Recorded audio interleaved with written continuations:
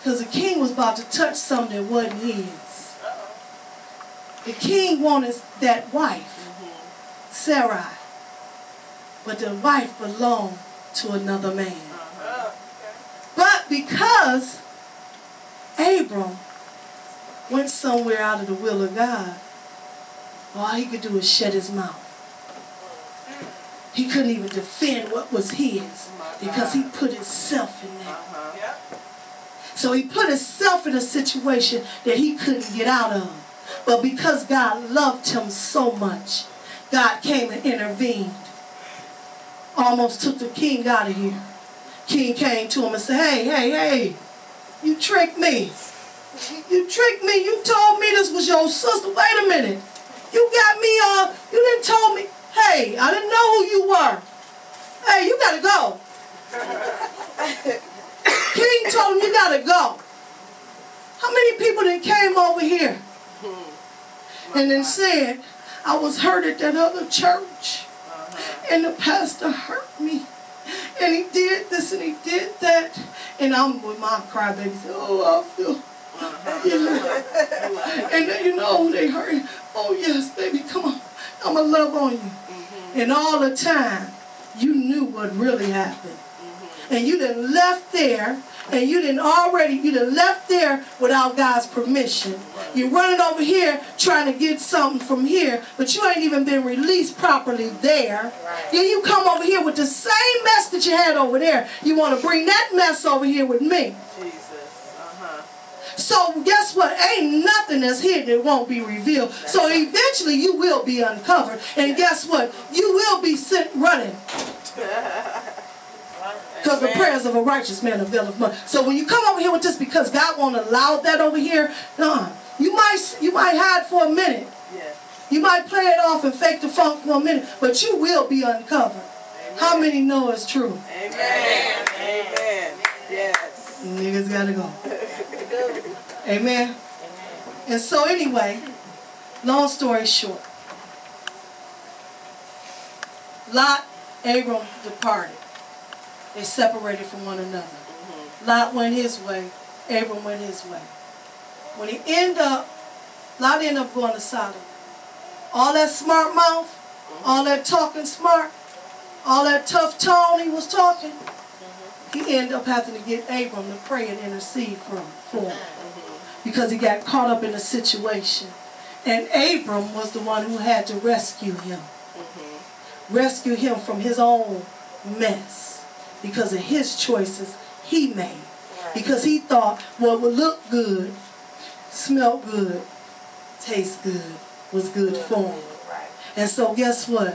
What I'm telling y'all is it's time to separate yourself. Now I don't know what's going on here. And it blew my mind because this is what I was going to preach. And this girl get up here and prophesize everything that I was going to preach. She basically prophesied my message. So when I get up here, Lord, she didn't say it all. It's time to separate yourself. Come out of your familiar. Come out of your comfort zone. Well, God, I don't know. Well, I don't know how I'm going to do this. Step out on faith. Amen. Step out. I've been with him so long, it's time to cut him off. At the kneecaps. Cut him off. Cut him off. Lord, I've been with this man so long, I don't know nothing else. Separation. They're hindrance. Hello. They're hindrance. Hindrance. Cut him off. Lord, I've been with her so long, I don't know. Cut him off. Y'all understand me? I don't know nothing else. Well, Lord, wait a minute, I just met him and he looked good. He's sweet. He nice to me and he treat me swell. Cut him off. Oh my God. It's time to cut some ties. It's time for some ties to be severed because it's not conducive for you and it's not what God called. Amen? Amen. Amen. Listen. Your choice decides your children's destiny. Wow. Your choice decides. See, because this was about Abram and his children and his children, and nations being birthed from Abram, not Lot. So his choice was to leave so God could expand his territory and have, listen, an inheritance left for his children and his children, and the children. This is what it was. This was the whole plan. The choices we make can mess it up for our children. It's not about compromise here.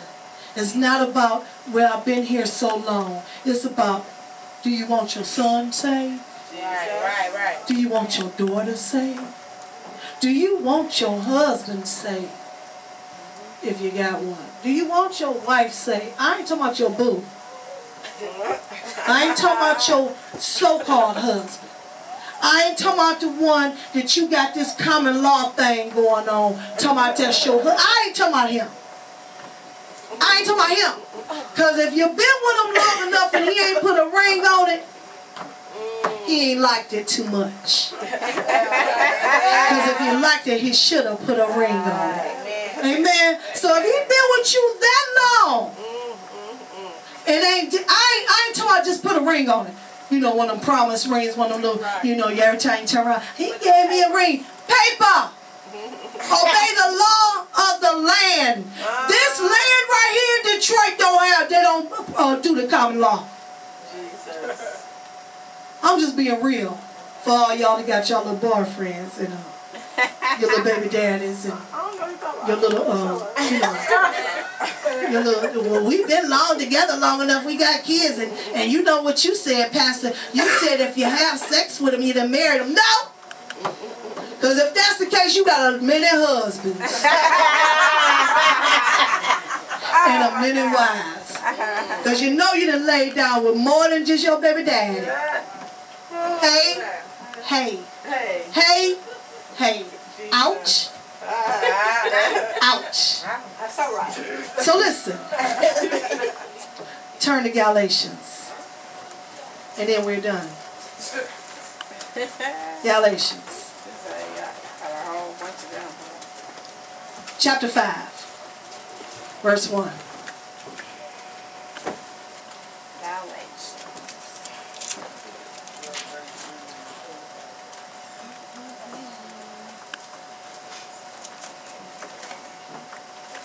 Separation brings what? Elevation. I love you, but I gotta go. Amen. Y'all got it? Galatians chapter 5, verse 1. We're reading out of the NLT. So Christ has truly set us free. Now make sure that you stay free. And don't get tied up again in slavery. Do not be entangled again with the yoke of bondage. That's what it really said in King James.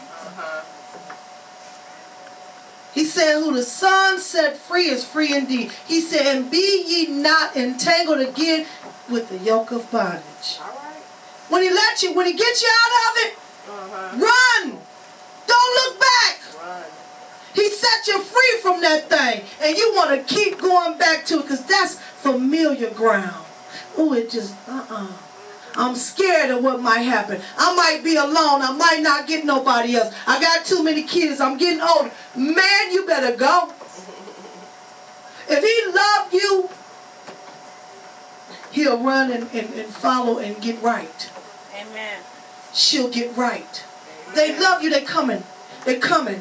They're gonna follow you as you follow Christ. Yeah. And if they ain't following you as you follow Christ, you gotta go. Yeah. You gotta go. Jesus. You done got crazy over there. No, okay. You call me crazy. I gotta go. You all gotta go. You can spend some time with me. No, gotta go. I can't be back entangled with you. You know what? Even having you in my households make me get tempted. stuff get to popping, you gotta go. You gotta go. Nah, nigga, because I pay all the bills. Yeah. Anyway, you gotta go. I can't deal with you. You throw me off my square. I can't be. Every time I go to church, I have a new leaf. I'm thinking I'm going to do this right. I'm going to do this right. I'm going to do it. Soon as I see you, my mind changes. Soon as I deal with you, I catch myself cussing a nigga out. You got to go. Every time I deal with you, every time I make up my mind, okay, God, I'm going to do this. Then you turn around and you do something that's just going to throw me off, and I can't live right. I can't live right. You got to go. I can't live right because you around. I can't live safe because you